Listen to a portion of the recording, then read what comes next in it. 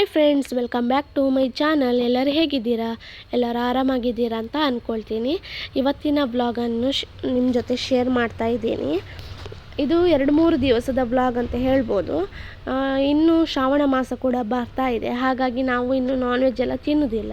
ಹಾಗಾಗಿ ಅದಕ್ಕಿಂತ ಮುಂಚೆನೇ ಒಂದು ಸರಿ ಮೀನು ಸಾರೆಲ್ಲ ಮಾಡಿ ತಿನ್ನು ಅಂತ ಹೇಳಿ ಆಸೆ ಆಗಿತ್ತು. ಹಾಗೆ ಈಗ ಕೆಲವೊಂದು ಫ್ರೆಶ್ ಆಗಿ ಮೀನು ಸಿಗೋದಿಲ್ಲ, ಹಾಗಾಗಿ ಯಾವುದೆಲ್ಲ ಮೀನು ಫ್ರೆಶ್ ಆಗಿತ್ತು ಅದನ್ನು ಇವರು ತಂದಿದ್ದಾರೆ. ಇಲ್ಲಿ ಅಮ್ಮ ಮೀನಿಗೆ ಮಸಾಲೆ ಹಾಕ್ತಾ ಇದ್ದಾರೆ. ಇದು ಸ್ವಲ್ಪ ನೀರಿಗೆ ಹುಣಸೆ ಹುಳಿ ಹಾಕಿ ಚೆಂದ ಮಾಡಿ ಹಿಂಡಿ ಅದರ ರಸ ತೆಗೆದಿದ್ದಾರೆ. ಅದಕ್ಕೆ ಸ್ವಲ್ಪ ಕರಿಬೇವು ಹಾಗೆ ಬೆಳ್ಳುಳ್ಳಿ ಮತ್ತು ಶುಂಠಿಯನ್ನು ಜಜ್ಜಿ ಹಾಕಿದ್ದಾರೆ.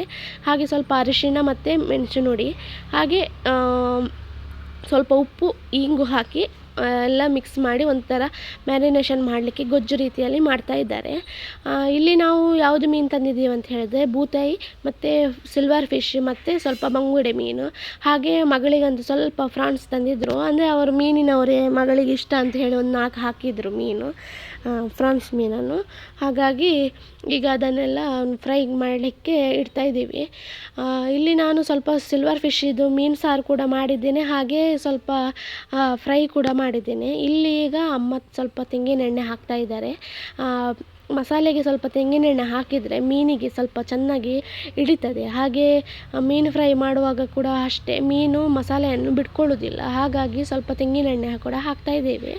ನಿಮಗೆ ಯಾವುದು ಎಣ್ಣೆ ಸಿಗ್ತದೆ ಅದು ಹಾಕ್ಬೋದು. ನಾವು ಮನೆಯಲ್ಲಿ ಯೂಸ್ ಮಾಡೋದು ತೆಂಗಿನೆಣ್ಣೆ, ಹಾಗಾಗಿ ತೆಂಗಿನೆಣ್ಣೆ ಹಾಕ್ತಾ ಇದ್ದೇವೆ. ಕೆಲವೊಬ್ಬರಿಗೆ ಈ ವಿಡಿಯೋ ನೋಡಿದರೆ, ಅಂದರೆ ಕೆಲವೊಬ್ಬರು ನಾನ್ ವೆಜ್ ಎಲ್ಲ ತಿನ್ನೋದಿಲ್ಲ, ಅವರು ಈ ವ್ಲಾಗನ್ನು ಅಲ್ಲಿಗೆ ಸ್ಕಿಪ್ ಮಾಡಿ ಮುಂದೆ ನೋಡಿ. ಮುಂದೆ ಕೂಡ ಬೇರೆ ಕ್ಲಿಪ್ಸ್ ಹಾಕಿದ್ದೀನಿ. ಈ ಕ್ಲಿಪ್ಸನ್ನು ಸ್ವಲ್ಪ ನೀವು ಸ್ಕಿಪ್ ಮಾಡ್ಬೋದು. ಇಲ್ಲಿ ಬಂಗುಡೆ ಮೀನಿಗೆ ಮಸಾಲೆ ಹಾಕಿ ಆಯಿತು. ಆನಂತರ ಇದಕ್ಕೆ ಬೂತಾಯಿ ಮೀನಿತ್ತು, ಅದಕ್ಕೆ ಕೂಡ ಮಸಾಲೆ ಹಾಕ್ತಾಯಿದ್ದೀವಿ. ಈಗ ಮಳೆಗಾಲ ಸ್ಟಾರ್ಟ್ ಆಗಿದ್ದರಿಂದ ಈಗ ಅಷ್ಟೊಂದು ಮೀನು ಬರ್ತಾ ಇಲ್ಲ. ಈಗ ಅಂದರೆ ಮೊಟ್ಟೆ ಇಡುವ ಸಮಯ ಅಲ್ಲ, ಹಾಗಾಗಿ ಸಿಗೋದಿಲ್ಲ. ಈಗ ಅಂದರೆ ಒಂದು ಆಗಸ್ಟ್ ಜುಲೈ ಅಂತ ಹೇಳುವಾಗ ಮೀನು ಸ್ವಲ್ಪ ಫ್ರೆಶ್ ಆಗಿ ಬರ್ತದೆ. ಹಾಗಾಗಿ ಇವರು ಯಾವುದೆಲ್ಲ ಫ್ರೆಶ್ ಉಂಟು ಅದೇ ಮೀನನ್ನು ತಂದಿದ್ದಾರೆ. ಈಗ ಎಲ್ಲ ಮೀನಿಗೆಲ್ಲ ಮಸಾಲೆ ಅಮ್ಮ ಹಾಕಿ ಇಟ್ಟಿದ್ದಾರೆ. ಹಾಗೆ ನಿಮ್ಮ ಜೊತೆ ಸಿಲ್ವರ್ ಫಿಶ್ಶಿದು ಮೀನು ಸಾರು ಹೇಗೆ ಮಾಡೋದಂತ ಎಲ್ಲರಿಗೂ ಸಹ ಗೊತ್ತುಂಟು, ಆದರೆ ನಾನು ಹೇಗೆ ಮಾಡ್ತೀನಿ ಅಂತ ನಿಮ್ಮ ಜೊತೆ ಕೂಡ ಶೇರ್ ಮಾಡಿದ್ದೀನಿ. ಹಾಗೆ ಸ್ವಲ್ಪ ಮೀನಿದು ಮೊಟ್ಟೆ ಕೂಡ ಇತ್ತು, ಅದಕ್ಕೆ ಕೂಡ ಹಾಕಿದ್ದಾರೆ. ಹಾಗೆ ಫ್ರಾನ್ಸ್ಗೆ ಕೂಡ ಹಾಕಿದ್ದಾರೆ. ಇಷ್ಟು ಮೀನನ್ನು ನಾನು ಸಾರಿಗಂತ ತೆಗೆದಿಟ್ಟಿದ್ದೇನೆ. ಇಲ್ಲಿ ಅಮ್ಮ ಸ್ವಲ್ಪ ಬಾಂಬೆ ರವೆ, ಅಂದರೆ ಮೀನಿಗೆ ಫ್ರೈ ಮಾಡಲಿಕ್ಕೆ ರವೆ ಖಾಲಿಯಾಗಿತ್ತು, ಹಾಗೆ ತಂದಿದ್ದರು. ಅದನ್ನು ಡಬ್ಬದಲ್ಲಿ ತುಂಬಿಸ್ತಾ ಇದ್ದಾರೆ. ಬೆಳಿಗ್ಗೆ ನಾವು ರವೆ ದೋಸೆ ಮಾಡಿದ್ವಿ, ಹಾಗಾಗಿ ರವೆ ಎಲ್ಲ ಖಾಲಿಯಾಗಿತ್ತು. ಹಾಗಾಗಿ ಇನ್ನೊಂದು ಪ್ಯಾಕೆಟು ಓಪನ್ ಮಾಡಿ ಅಮ್ಮ ತುಂಬಿಸ್ತಾ ಇದ್ದಾರೆ. ಆಮೇಲೆ ನಮಗೆ ಮೀನು ಫ್ರೈ ಮಾಡಲಿಕ್ಕೆ ಬೇಕಲ್ಲ, ಹಾಗಾಗಿ ಅದಕ್ಕೆ ತುಂಬಿಸ್ತಾ ಇದ್ದಾರೆ. ಈಗ ನಾನು ಸಿಲ್ವರ್ ಫಿಶ್ಶಿದ್ದು ಮೀನು ಸಾರು ಹೇಗೆ ಮಾಡೋದಂತ ನಿಮಗೆ ತೋರಿಸ್ತೀನಿ.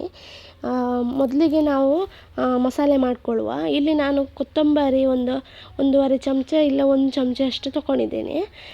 ಆನಂತರ ಒಂದು ಅರ್ಧ ಚಮಚ ಜೀರಿಗೆ ತೊಗೊಂಡಿದ್ದೇನೆ. ಹಾಗೆ ಒಂದು 1/4 ಚಮಚ ಕರಿಮೆಣಸು, ಹಾಗೆ ಒಂದು ಚಿಟಿಕೆಯಷ್ಟು ಓಂಕಾಳು, ಹಾಗೆ ಒಂದು 10 ಕಾಳು ಮೆಂತ್ಯ ಕಾಳು ತೊಗೊಂಡಿದ್ದೇನೆ. ಇಷ್ಟನ್ನೆಲ್ಲ ಸ್ವಲ್ಪ ಫ್ರೈ ಮಾಡಿ, ಜಾಸ್ತಿ ಫ್ರೈ ಮಾಡೋದು ಬೇಡ, ಯಾಕಂದರೆ ಮತ್ತು ತುಂಬ ಕೆಂಪಾಗಿ ಕಪ್ಪಾದರೆ ರುಚಿ ಬರೋದಿಲ್ಲ. ಹಾಗಾಗಿ ಇಲ್ಲಿ ನಾನು ಸ್ವಲ್ಪ ತೆಂಗಿನೆಣ್ಣೆ ಹಾಕಿ ಫ್ರೈ ಮಾಡ್ತಾ ಇದ್ದೀನಿ. ಲೋ ಫ್ಲೇಮಲ್ಲಿ ಫ್ರೈ ಮಾಡಿ, ಆಗ ಚೆಂದ ರುಚಿಯಾಗಿ ಬರ್ತದೆ. ಈಗ ನೋಡ್ಬೋದು ಮಸಾಲೆ ಎಲ್ಲ ಒಳ್ಳೆ ಫ್ರೈ ಆಗಿದೆ. ಅದಾದ ನಂತರ ಅದಕ್ಕೆ ನಾನು ಬ್ಯಾಡಗೆ ಮೆಣಸನ್ನು ಹಾಕ್ತಾಯಿದ್ದೀನಿ. ಕೆಲವೊಬ್ಬರು ಇದಕ್ಕೆ ಗುಂಟೂರು ಮೆಣಸು ಕೂಡ ಹಾಕ್ತಾರೆ, ಎರಡು ಕೂಡ ಸ್ವಲ್ಪ ಹಾಕ್ತಾರೆ. ಆದರೆ ಇಲ್ಲಿ ನಾನು ಬ್ಯಾಡಗೆ ಮೆಣಸನ್ನು ಮಾತ್ರ ಯೂಸ್ ಮಾಡ್ತಾಯಿದ್ದೀನಿ, ಯಾಕಂದರೆ ನಾವು ಕಾಳು ಮೆಣಸನ್ನು ಕೂಡ ಯೂಸ್ ಮಾಡಿದ್ದೇವೆ. ಹಾಗಾಗಿ ಇದು ಈಗ ಫ್ರೈ ಆಗಿದೆ. ಇದಕ್ಕೆ ಈಗ ನಾನು ಈರುಳ್ಳಿ ಮತ್ತು ಸ್ವಲ್ಪ ಹುಣಸೆ ಹುಳಿ ಹಾಗೆ ಸ್ವಲ್ಪ ಅರಿಶಿಣ ಹಾಕಿದ್ದೀನಿ. ಹಾಗೆ ಬೆಳ್ಳುಳ್ಳಿ ಹಾಕಿದ್ದೀನಿ, ಆದರೆ ವೀಡಿಯೋದಲ್ಲಿ ತೋರಿಸ್ಲಿಕ್ಕೆ ನೆನಪಿಲ್ಲ. ಇಷ್ಟನ್ನು ಹಾಕಿ ಒಂದು ಒಳ್ಳೆ ಮಿಕ್ಸಿಯಲ್ಲಿ ರುಬ್ಬಿಕೊಂಡು ಬನ್ನಿ. ಅದಾದ ನಂತರ ಈಗ ಕಾವಲಿಗೆ ಸ್ವಲ್ಪ ತೆಂಗಿನೆಣ್ಣೆ ಹಾಕಿ ಸ್ವಲ್ಪ ಈರುಳ್ಳಿಯನ್ನು ಕಟ್ ಮಾಡಿ ಫ್ರೈ ಮಾಡ್ತಾ ಇದ್ದೀನಿ. ಹಾಗೆ ಸ್ವಲ್ಪ ಶುಂಠಿಯನ್ನು ಕೂಡ ಹಾಕಬೇಕು, ಹಾಗೆ ಕಾಯಿಮೆಣಸು ಕೂಡ ಹಾಕಬೇಕು. ಈಗ ಇದನ್ನೆಲ್ಲ ಒಳ್ಳೆ ಮಾಡಿ ಫ್ರೈ ಮಾಡಬೇಕು. ಕೆಲವೊಬ್ಬರು ಫಸ್ಟಿಗೆ ಮಸಾಲೆ ಹಾಕಿ ಮಸಾಲೆಗೇ ಈರುಳ್ಳಿ ಕಾಯಿಮೆಣಸು ಹಾಗೆ ಶುಂಠಿಯನ್ನೆಲ್ಲ ಹಾಕಿ ಕುದಿಸ್ತಾರೆ. ನಾನು ಹಾಗೆ ಮಾಡೋದಿಲ್ಲ.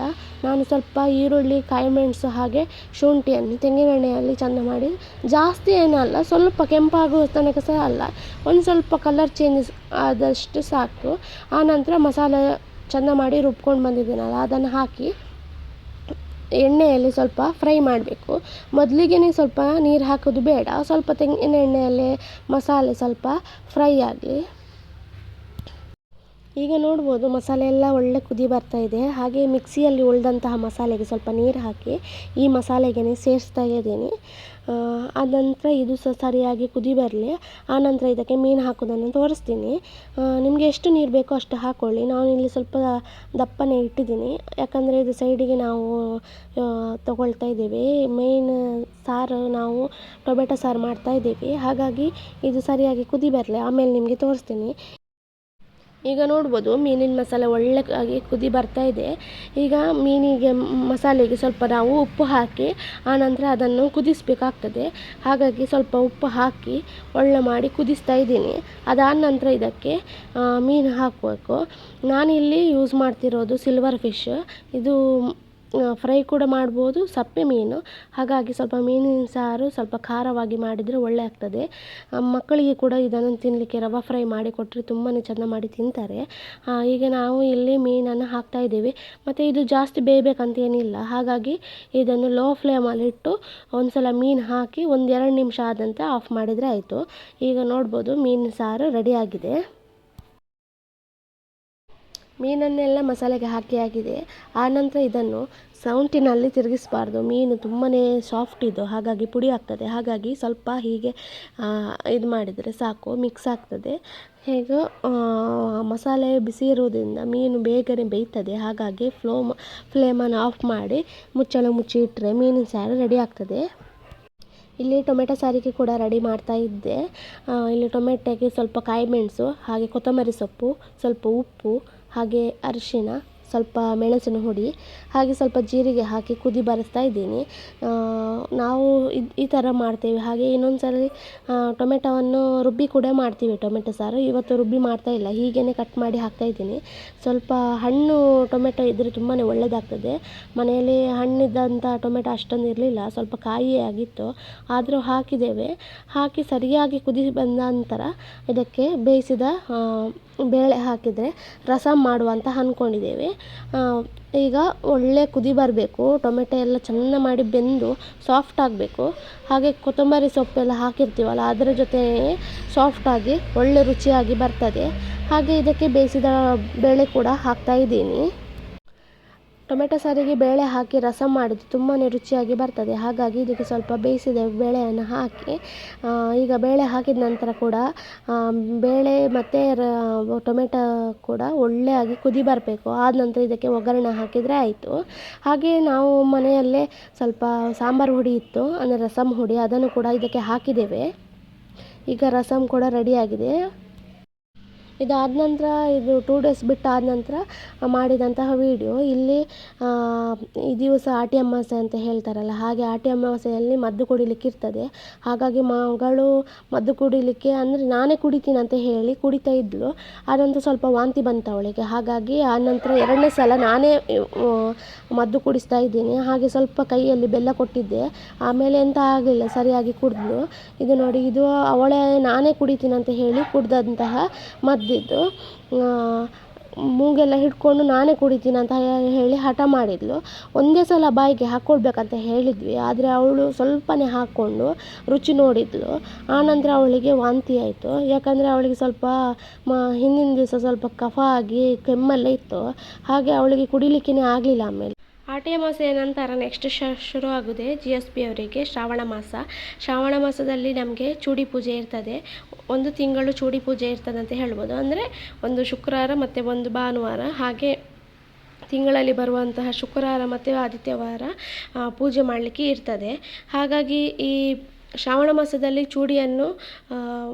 ಚೂಡಿಗೆ ಮೇಯ್ನಾಗಿ ಬೇಕಾಗಿರೋದಂತ ಹೇಳಿದರೆ ಗರಿಕೆಗಳು, 5 ಗರಿಕೆ ಮತ್ತು ಶ್ರಾವಣದಲ್ಲಿ ಆಗುವಂತಹ ಸಸ್ಯರಾಶಿಗಳನ್ನು ಸೇರಿಸಿ, ಹಾಗೆ ಅದೇ ಮನೆ ಪಕ್ಕದಲ್ಲಿ ಆದಂತಹ ಹಲವಾರು ಹೂಗಳನ್ನು ಸೇರಿಸಿ ಗೊಂಚಲಾಗಿ ಮಾಡಿ ಕಟ್ಟಿ ದೇವರಿಗೆ ಇಡೋದು. ಹಾಗೆ ತುಳಸಿಗೆ, ಹಾಗೆ ಮನೆ ಬಾಗಿಲಿಗೆ ಇಟ್ಟು, ದೇವರಿಗೆಲ್ಲ ಇಟ್ಟು, ಹಾಗೆ ನಮ್ಮ ಗುರು ಹಿರಿಯರಿಗೆಲ್ಲ ಕೊಟ್ಟು ಆಶೀರ್ವಾದ ಪಡೆಯುವುದೇ ಚೂಡಿ ಪೂಜೆ ಅಂತ ಹೇಳ್ಬೋದು.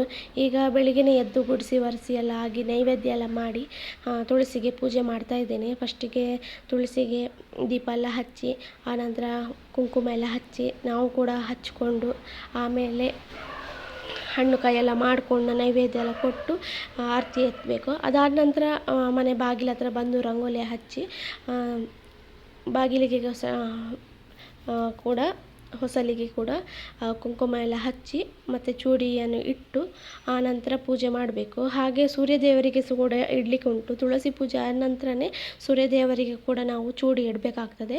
ಹಾಗೆ ಮನೆ ಹೊಸಲಿಗೆ ಕೂಡ ಇಟ್ಟು ಪೂಜೆ ಮಾಡಬೇಕು. ಅದಾದ ನಂತರ ದೇವರಿಗೆ ಮಾಡಿದರೆ ಆಯಿತು. ದೇವರ ಫೋಟೋಗೆ ಕೂಡ ಕುಂಕುಮ ಎಲ್ಲ ಹಚ್ಚಿ, ಆಮೇಲೆ ದೇವರಿಗೆ ಕೂಡ ಚೂಡಿಯನ್ನೆಲ್ಲ ಇಟ್ಟು ಆನಂತರ ಪೂಜೆ ಮಾಡಿ ನೈವೇದ್ಯ ಕೂಡ ದೇವರಿಗೆ ಇಡಲಿಕ್ಕಿರ್ತದೆ.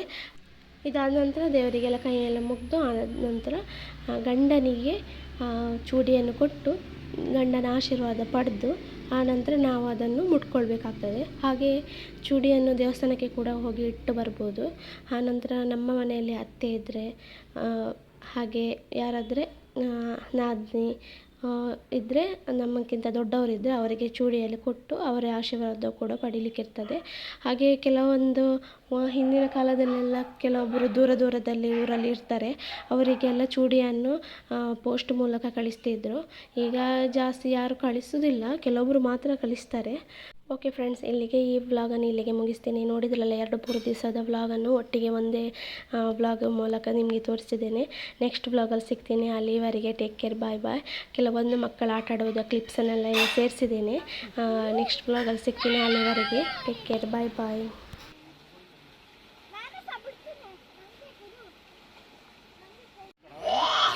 ಮೇಲೆ ಬಿಡೋದನ್ನ ಹಂಗೆ ಗುಡ್ ಬಾಯ್. ಈಗ ಬೇಕು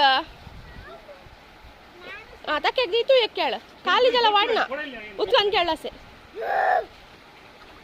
होयतो होयतो